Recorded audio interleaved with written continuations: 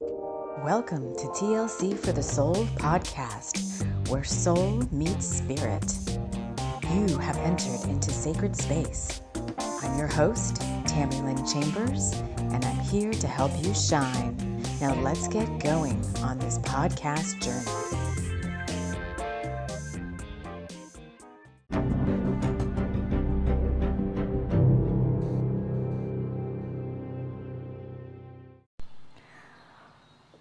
Many years since I was here on the street, I've been passing my time away. To the left, to the right, buildings towering to the sky. It's out of sight in the dead of night. Here I am, and in this city, with a fistful of dollars. And baby, you better believe I'm back in the New York groove. I'm back in the New York groove. I feel so good tonight. So baby, you better believe I'm back. Did you miss me? Did you miss me? Well, I'm back. So silly. Here comes New York City again. Hello, all my bringers of the light. A little bit of song from New York Groove, an old song by Ace Frehley from Kiss. It's been coming up. Freedom codes just keep coming up and keep coming up. Whenever we're talking about New York City, it's all about freedom light codes. Freedom, for those of us listening, from the ties that have bound us to our long, drawn-out dark night of the soul. And this month of April, kicking it all off anew for us. Woo-hoo. So let's just settle in here as I wrap us all in love light and light love, inviting in the guides who overlight TLC for the soul, Archangel Michael, Archangel Metatron, the Pleiadians, Pleiadian power. And we are back with Bringers of the Light Sunday with a plan. With a plan, man. As we are still working on the Rose of San Juan Capistrano, I'm getting ready to drop the next 3 chapters of the audiobook, 17, 18, and 19. Today we'll be reading from chapter 19.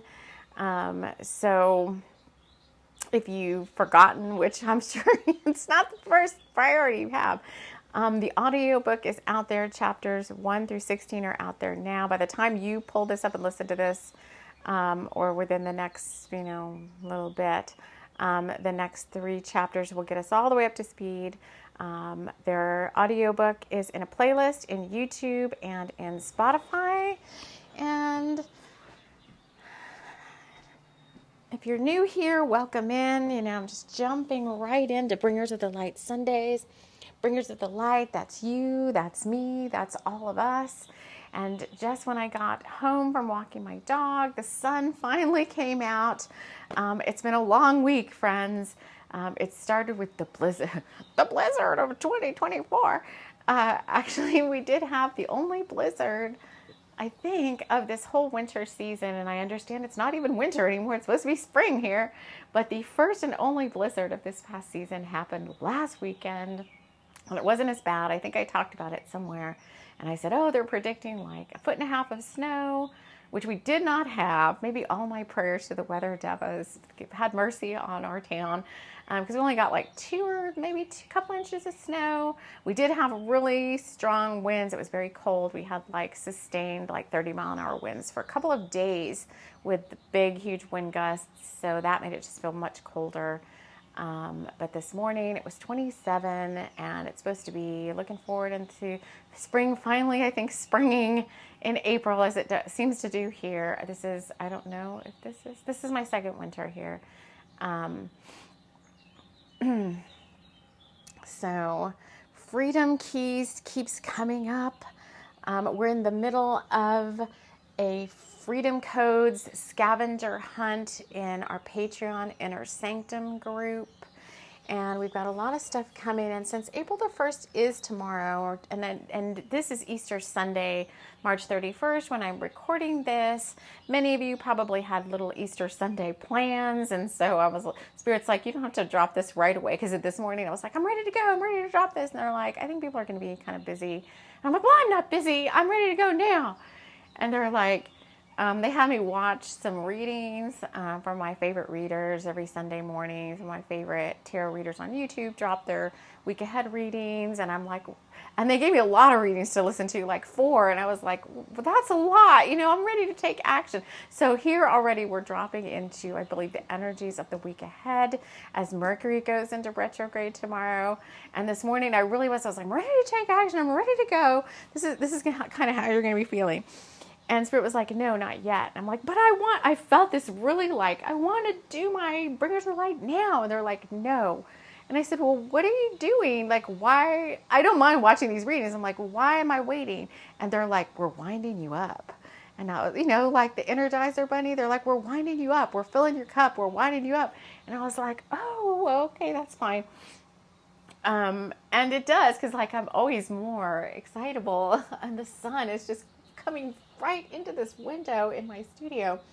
So I'm like, yeah, now I wouldn't have been so energized if I hadn't like spent the morning, doing what I like to do, taking my dog out right now by the river, walking around. Well, several times we went up to the medicine wheel this morning, we went out to the river this afternoon, we just got back. We listened to some jams in the car, like I like to do, some songs that I like to turn up the radio, drown out my dog's barking. And now I'm back and I'm like, okay, now I'm really ready to do this. So I do want to do just a quick look ahead as to what's coming up for the month of April. And then we do have a very short chapter to read from the Rose of San Juan Capistrano. And I will go into, we'll do like we always do. We'll read the chapter. We'll talk about the metaphors, which are significant for the coming week ahead. And then what I'm going to start doing as well, if you're in Patreon in the Bringers of the Light tier or above, then I'm going to start doing a week ahead card reading that we'll just use as an extended version of what we're talking about today. So if you're in Patreon, look for that to be uploaded. I don't know when. It's either going to be tonight or Monday morning, whenever I get a chance. April coming up in the cards. We already did an April in the cards reading for you. I don't even remember when I did it now, but it seemed like it was a very long reading. So you have that as a resource. Also, I'm going to continue to work on Kyanite Fairy Wing audiobook for the month of April. So you'll see more of Kyanite dropping into your inboxes. Also, if you're interested in Patreon at all, we're continuing our Freedom Scavenger Hunt this month. But I also want to work with, in the Bringers of the Light here, I want to work with the asteroid Pallas Athena and start talking a little bit more about the asteroids and how we can work with them, what magic they bring to the table, what impact they have on our astrology charts. And I want to do that, number one, because I want to learn more about them too. I'm not an expert there, and I thought if we study them together, then we'll all learn a little something new. So that will be in the Bringers of the Light tier and above. And in the Inner Sanctum this month, in addition to the scavenger hunt, I also, the guides are also asking me to bring in a advanced teaching on miraculous healings, working with Yeshua and the Essenes and Archangel Raziel, because some of us are ready for integrity upgrades that have to do with, they keep saying just has to do with healing hands, but they want to talk to us about some of us being called to be able to offer miraculous healings to those that come to us in need. So there's some very specific things they want to teach us about that. They want to talk to us about that, and they want to, if you are ready, give you an activation that has to do with miraculous healings.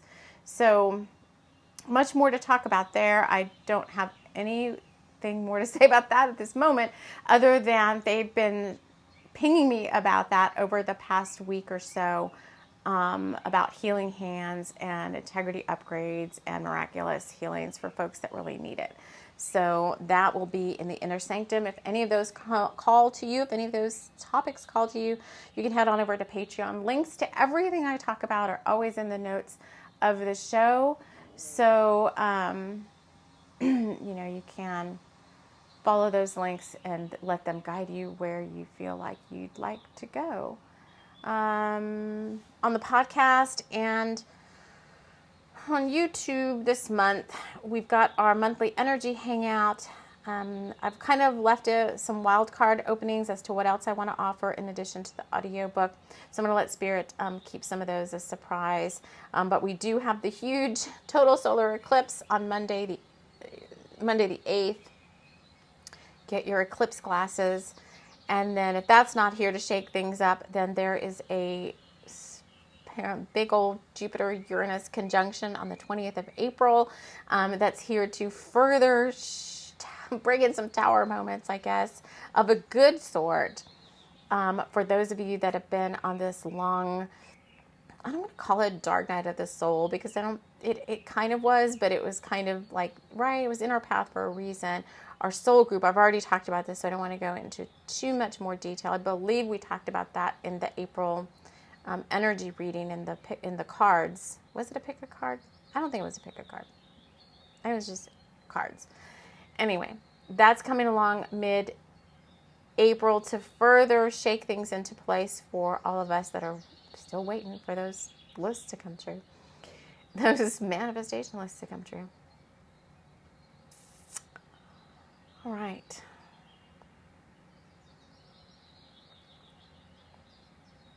The energetics of April is what we talked about for the month. In that card reading, it was oaths and sacred contracts and new vows and so forth. That was what we talked about there.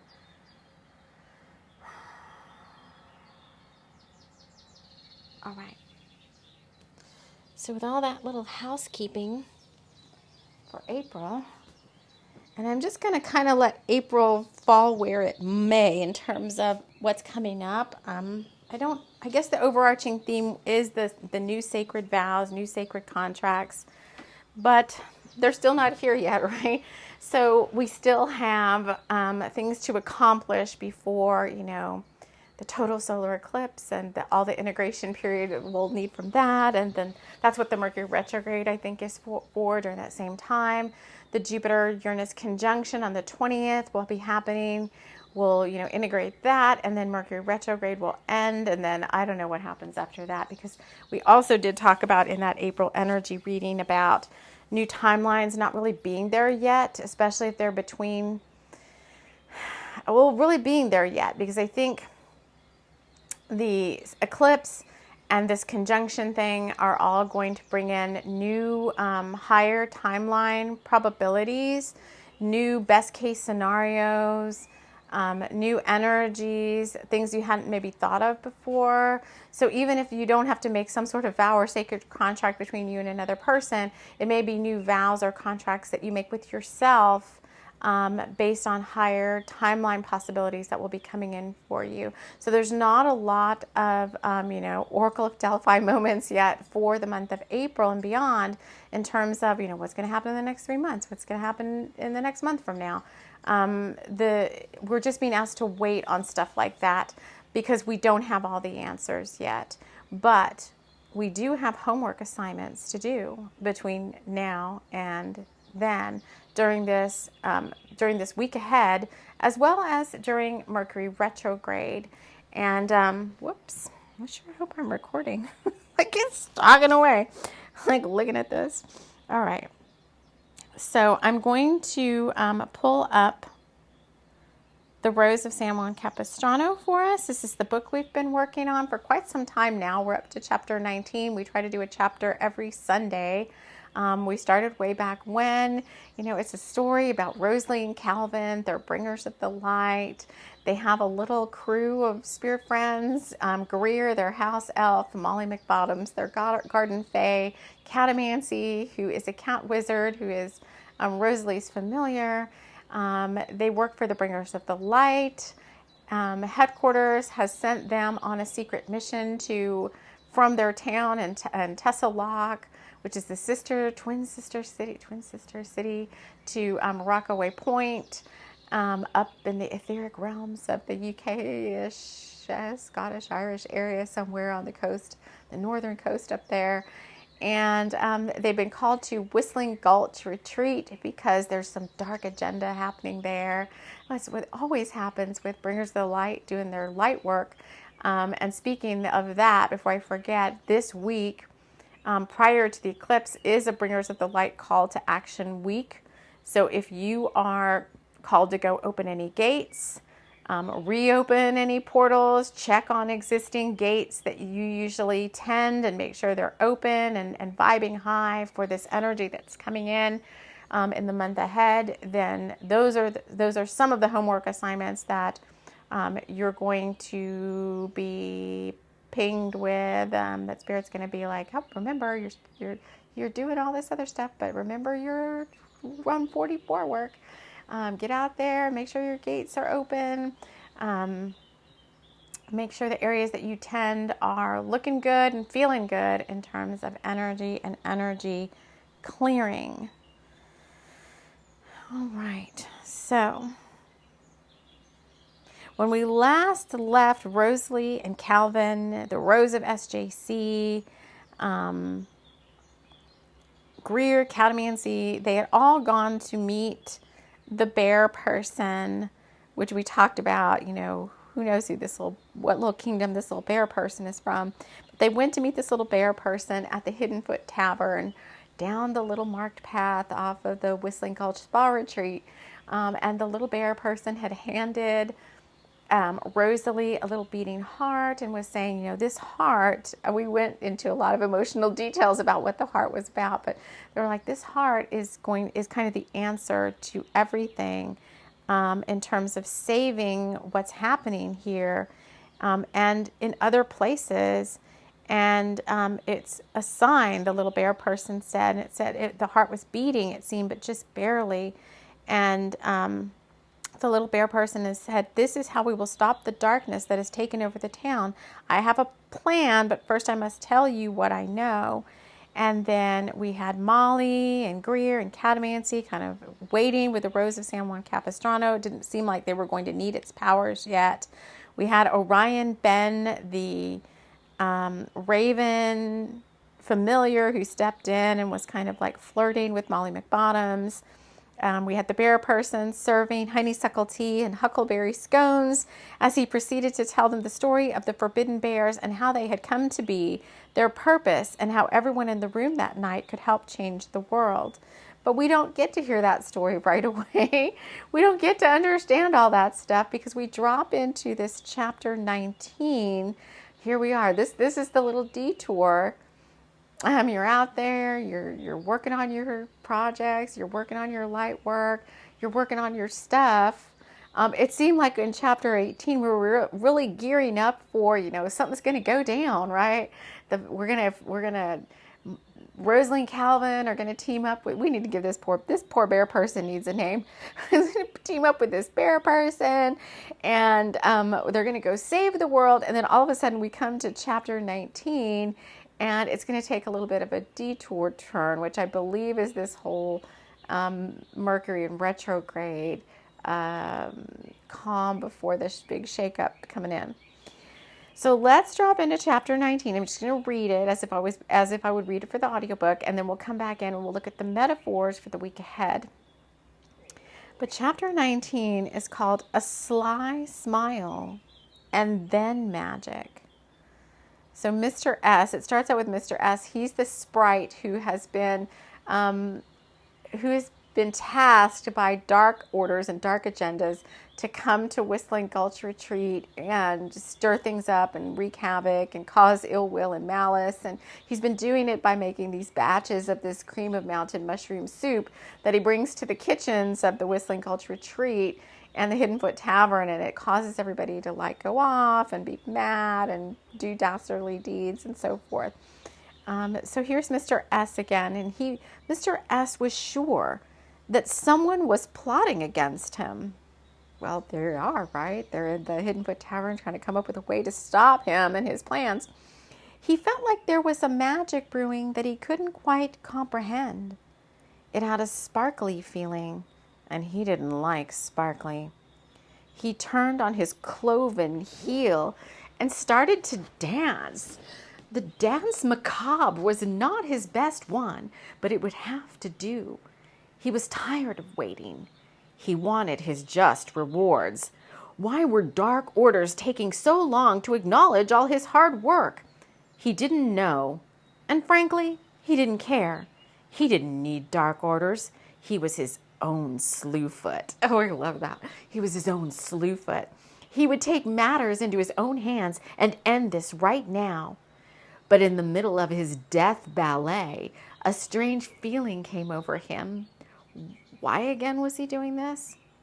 His head felt funny and his stomach grumbled. He'd been taking orders from dark orders for so long and now felt like the first real thoughts he was having were for himself. Did he like being a bad guy? Did he like living in the forest of forbidden bears? Did he like being evil? Too many questions and no answers, since he was so used to someone else always telling him what the answer should be.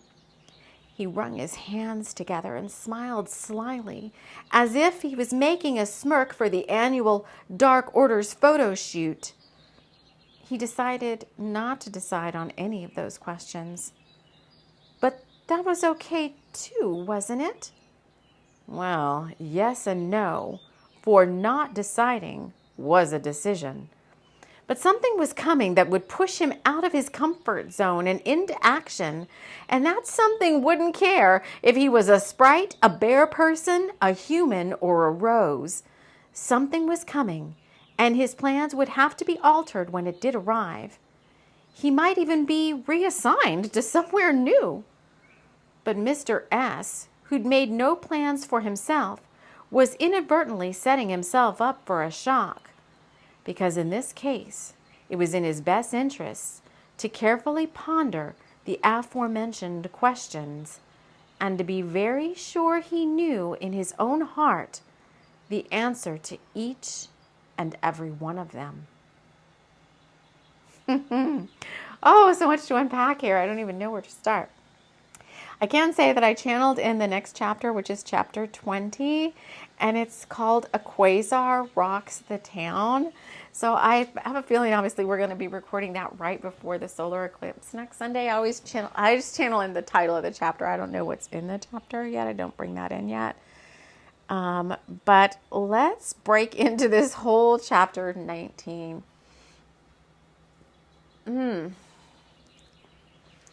So, where do you want me to start? Okay, taking action. They're saying taking action. So not taking action is a decision, but it's not the decision you want to make right now. So, this is back to taking action. Where was it we keep talking about taking action. So right now is not a time to sit back and do nothing. You're coming up on probably the biggest new moon of the year with this total solar eclipse. And you want to be ready for that. So now is the time, and knowing that your world could possibly spin on its axis, later on down the line. You might be reassigned somewhere. You might be moving. You might be starting a new relationship.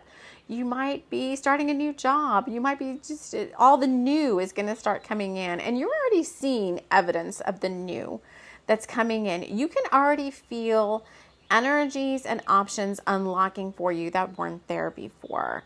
I already recorded the weekly card reading for Patreon members, and part of it was kind of like you're already seeing evidence of the new, and you should act as if the new is already here. You should act as if when you're thinking about your day-to-day life, your daily routine, you should act as if the new is already in place. And so the taking action now is going over all these questions So earlier I sat down in relation to this and I'm like, do I still want to do Bringers to Light? Yep. Still want to do Bringers to Light. I was thinking about all my creative work. Like, obviously still want to do my creative work. That's part of my service work in the world. But I was kind of like, do I still want to do this? Do I still want to do that? And I'm like, yeah, I still want to do all these projects. But Spirit's like, okay, but remember to think as if the things that you've been wanting to manifest for the last 4 years and beyond were already here. So what if a new person's coming in? What if you're going to, who knows what's right? I'm not going to spread all the secrets out there in the world, but till they happen, keeping my magic close to my heart. But, like, what if these things come in? Like, your whole daily schedule could be different, right? And it's like you want to think about it as if your stuff has already come to manifest.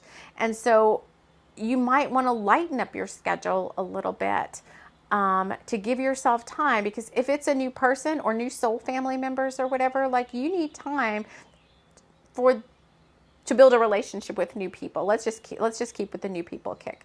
You need a time to build a relationship with new people, right?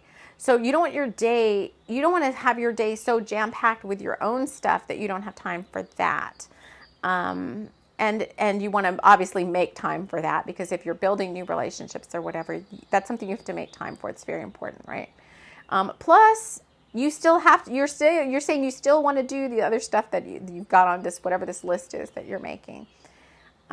So, for example, for me, for creative projects, I have a lot of creative projects I want to do. But if my stuff manifests, I may not have time to do all the things that I really want to do. Not yet, not now. Maybe somewhere down the line, when things even out, a little bit. If it's a new relationship or whatever, like if at some point, things will all even out, right? After all the new stuff wears out, there'll be this different modicum of change, and things will even out, and then your schedule could change again.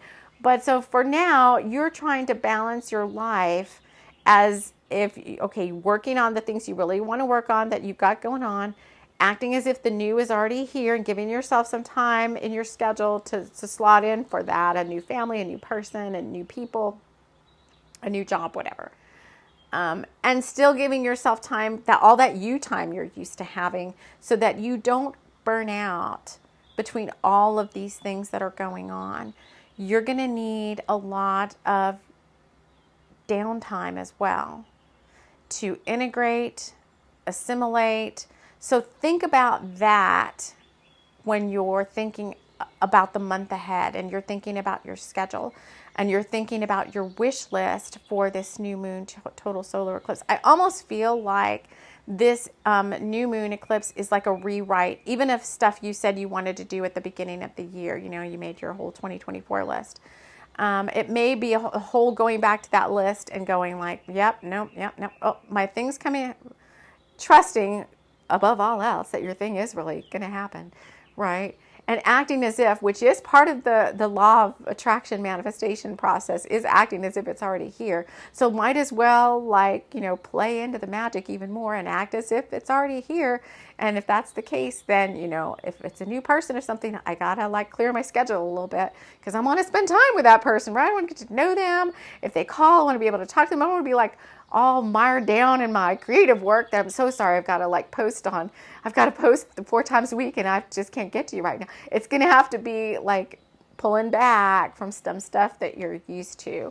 So I think that's a big part of this chapter, is asking yourself a lot of important questions about what you want to do. And plus your work in the world. Do you feel like it's shifting or morphing at all? Is it changing? Mr. S is suddenly, all of a sudden, asking himself all these questions. Did he even like being a bad guy? Did he like living in the forest of forbidden bears? Do you like where you're living now? Would you change that? If you met somebody new and then all of a sudden you had the option, because remember we said you're going to have all these options opening up to you. And if somebody comes in and says, where do you want to live? We can live anywhere you want to live. If you want to live with me at some point down the line, I'm not saying it's going to happen tomorrow, but if you wanted to live with someone somewhere down the line, start thinking about that. Oh yeah, I would. Possibly, if everything works out fine, I'd want to live with this person somewhere and build a life and build. Right? I don't like living in the forest of forbidden bears. If I could go anywhere, let me build a little list of options. Kind of that's what we're looking at for that. So not deciding is a decision, but the Spirit's saying that is not the right decision right now. The right decision right now is, and it does say that the energy doesn't care who you are. It doesn't care if you're a sprite, a bear person, a human, or a rose. You're going to be impacted by these changes because they're global changes, right? The total solar eclipse is a global change. It affects every being. It affects the planetary consciousness. It doesn't just affect the humankind. All these transits and conjunctions and all these things impact everything, right? So the energy doesn't care who you are. But if you're sitting here thinking it's not time to do anything, then you're wrong. It is time to take action, and make sure that you're prepared. And to know, I like how it says, and to be because in this case, it was in his best interest to carefully ponder the aforementioned questions and to be very sure he knew in his own heart the answer to each and every one of them. Did he like being evil? Why was he doing this? I think, too, this is also time to get your answers straight in your heart. So you may have been in, quote unquote, hermit mode for quite some time. You maybe have been a solitary practitioner for quite some time. It may have even started 7 years ago when the last total solar eclipse came around, or it could have been beyond that. It could have been less time than that. It's kind of different for everybody. But you're used to maybe more of a solitary lifestyle, and it could have been by choice. Who knows, somewhere down the line a relationship could have ended and you're like, I'm never gonna be with another person ever again. I just want to be by myself and enjoy my own company. And now, as part of all these shifts and changes that have happened over these years that we've been working on this whole thing, all of us together have been on this dang podcast for 6 years now, 6 out of the 7. So we've been working on this together. Some of you have been here almost all that time. Some of you have dropped in and out. Some of you have just gotten here. But, it's like over that time, things have shifted and changed. And maybe where once you were like, I just want to be by myself. And maybe that was by design. Maybe you thought that, but it was Spirit's design to have you be by yourself so you could do all this healing work, so that now you're coming to realize I don't like being by myself anymore. I want a person, or I want a new thing in my life. I want a new soul family. I want all these things. Oh, hey, well, guess what? That was by design too. That was part of your soul blueprint. You were going to come out of this hermit mode and you were going to suddenly want all these new things in your life. But now let's be very clear in our heart. We've done a lot of healing work. We've done a lot of clearing work. We've done a lot of rejiggering. I said it this morning when I was, I didn't say it this morning, but when I was walking back with the dog, got this during this whole process, we've totally rebuilt the chakras in a sense. We've taken them down to as much as we can, take out all the old energy we were healing through all the chakras, the past life healing, the ancestral healing, the karma clearing. All these things come mainly out of the chakras and out of the auric bodies, but the chakras hold all of this. And so over this period of years, we've been slowly deconstructing the chakras and building them back up again with new fresh prana, new fresh energy, new seeds of desire that weren't there before. All this new. And it's like the chakras have to learn to kind of be who they are in this new now. And I think part of that will come out in these really getting clear on your truth. Who am I now? Oh yeah. The story of who you are now, it's like a whole new you, is different than the story you would have told about yourself, 6 years ago or whatever, and who you were then. Who you are now, it's like this whole new energy being.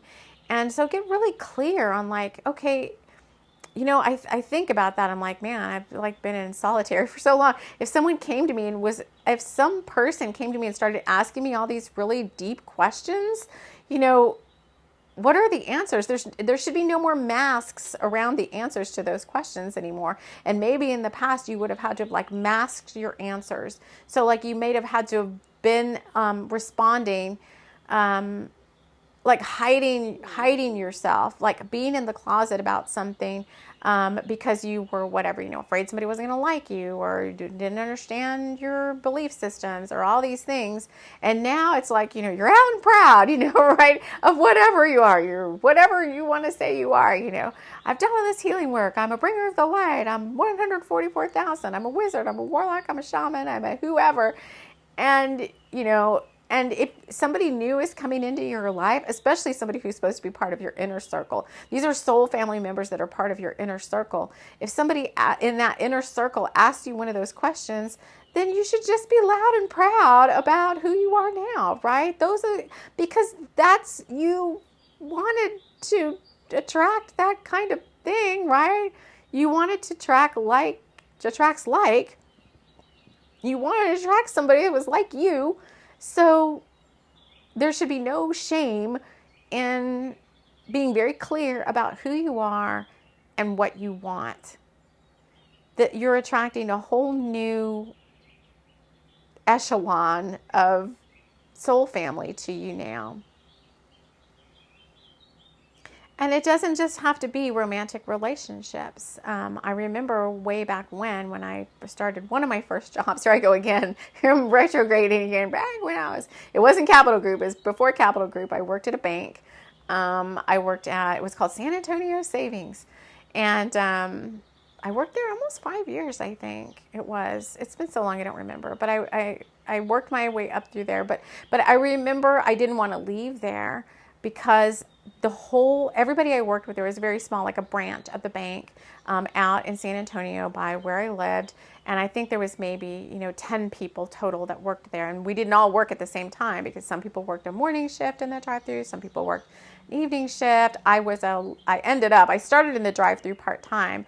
And I remember, I loved everybody I worked with. That was my manager who talked me into taking a different job because she knew it would be much better for me.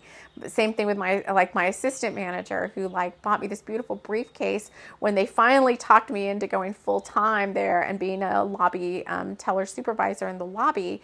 And he bought me this amazing leather briefcase. And it's those were people were soul family to me. And I just felt I didn't want to leave those people, but I had to take a leap of faith to upgrade and leave those people behind. And I feel that's kind of what's happening here. Whatever the new is that's coming in for you, if it is a romantic partner, yay, I hope so, right? If it is soul family members, whoever, somebody feels like another son to you, or somebody feels like a brother to you, or a sister to you, or it is some job where, you're man, I vibe with everybody that works in this office. This is great. I want to go here. Or, you partner with somebody I'm going to start my own business and I want to partner with whoever that is over there. And man, that would be a great partnership. This is what the things that are coming in, all the rewards for your hard work. And then I remember at some point back when I was at Capital Group, when I was pretty much at what I would call the zenith of my career, when I was really vibing high and riding high and loving what I was doing, I remember my manager at the time was very supportive. Well, kind of supportive in some ways, supportive and not. But she loved to travel, and so we got to travel a lot because she loved to travel. She would take us with her to travel to all these different offices and do all these different fun things. And I remember one time we were in our Virginia office, and she had taken me out to dinner, and she loved fancy. We went to a fancy restaurant, we had good wine, we had a really good dinner. And I remember her telling me that, oh, you're doing so good. You can work out of any office of the company that you want to. You just pick one and let me know. And I was like, wow, I was so wow, right before everything went downhill. And I went towards this, 7 years of sitting being a solitary practitioner, chakra rewrite. I was like, oh my God, I was making the biggest bonuses I had ever made. I was like, I want to live wherever I want. So all these options were open. And then, we had this thing come. We've already talked about, all this work we've been doing. We know what we've been doing. But now stuff like that is going to start opening up for you again. Stuff to where you're like, oh my God, actually, someone's going to come in and tell me that I can go live wherever I want. all right, and they're going to help me and they're going to support me and they're going to like be there and I'm not going to have to do this all by myself. Heck yeah. It's that same feeling again of like super enthusiastic and like proud of yourself because you made this happen. You did a good job, but this time it wasn't like a 3D job. It was like the job of rebuilding you to who you are now. And it's not your boss. Well, ultimately your boss at Capital Group was being guided by source anyway, but that's a whole other story. But now it is like, your boss, which is Bringers of the Light headquarters, is like, you've done such a great job, little soul. You have done what you came to this lifetime to do. And now you can live wherever you want. You can do whatever you want. You can be whoever you want. You can see whoever you want. Yeah, it's my life. I can do what I want. That's a song, right? Oh, it's what's her name? Oh, God. Anyway, never mind. I can see who I want. I can be who I want. It's My Party by Miley. I like Miley Cyrus because she's sassy. Okay. Don't let anybody tell her what to do. Okay, so get ready to be ready. This is all part of the getting ready to be ready part. That's what this week is all about. That's really what the next 2-3 weeks I think is going to be about. The action that comes from the new stuff that's coming into your life is obviously, here we are. It's going to take a little bit longer to start. But that's okay because this is a preparatory phase.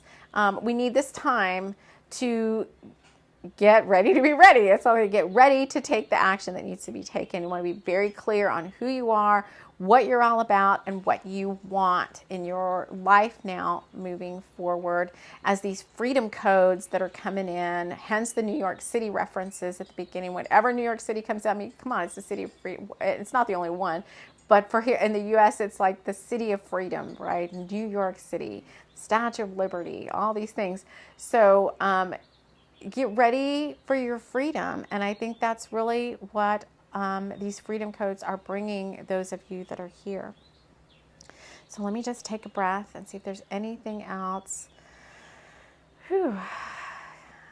Go on these rampages of appreciation or whatever. That's my rampage of. All right. So Spirit is saying they're complete. There's nothing else they want me to talk about here. So I'm going to go ahead and end this transmission and this Rose of San Juan Capistrano chapter. If you want to go a little bit deeper and play with some cards, we did a week ahead card reading in Patreon, and that will be there. That will be there too for Monday. All right, friends, I want to thank you all so much for joining me here, and we will see you all again soon. Take care.